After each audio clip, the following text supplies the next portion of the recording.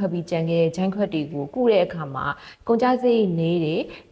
လူသိနေတဲ့ကုထုံးတစ်ခုရှိတယ် chemical peeling အုပ်စုဝင်ဖြစ်တဲ့ဒီ TCA peeling ဆိုတဲ့ဟာပေါ့သူကပုံမှန်လုပ်နေကြ chemical peeling တွေလိုမျိုးမဟုတ်ဘူး peeling အပြင်းစားပေါ့ဆိုတော့မတို့ကတမျက်နှာလုံးလုပ်စရာမလိုဘူးဒီဂျန်ခွက်ရှိတဲ့နေရာလေးတွေကိုပဲဆေးဆက်လေးတွေလိုက်ပြီးတော့မှချပေးရတာပေါ့အားနည်းချက်ကဘာရှိလဲဆိုတော့မတို့ကရှိသမျှအမာရွတ်ချမ်းခွက်အကုန်လုံးမှာလုပ်လို့မရဘူးဒီ ice pick scar လို့ခေါ်တဲ့ပေါက်ကလေးတွေဖြစ်နေတဲ့ဒီအမာရွတ်မျိုးကိုဒါအဲ့ TCA painting နဲ့အဓိကလုပ်ကြတယ်ဒီလူရဲ့လက်ပေါ်မှာအရန်မူတည်တယ်မတို့ကအပေါက်တီတီလေးတွေတဲကိုလိုက်ပြီးဆေးဆက်လေးတွေချပေးရတာဖြစ်တဲ့ကြောင့်မို့လို့အဲ့ဒီတဲကိုကွက်တိချနိုင်မို့လို့တယ်အပေါက်လေးတွေတဲကိုမရောက်ဖ ೇನೆ ဘေးအရေပြားတွေကိုရောက်သွားတယ်ဆိုရင်ဘေးအရေပြားတွေကိုပါဒီ peeling ရဲ့အာနိသင်ကိုရောက်သွားပြီးတော့အမာရွတ်ကတေးသွားတာမဟုတ်ဘဲနဲ့ပို့ပြီးကျဲလာတာမျိုးဖြစ်တတ်တယ်ဒါပေမဲ့ကိုကကုန်ကြစည်ကိုအရင်မသုံးချင်ဘူးကိုယ့်ရဲ့အမာရွတ်အမျိုးအစားကလေခုနကပြောသလိုမျိုးအချိုက်ပေါက်လေးတွေဖြစ်နေတာမျိုးဆိုရင်တော့အခုဒီ peeling ဆိုတဲ့ treatment ကို try ကြည့်တင်တယ်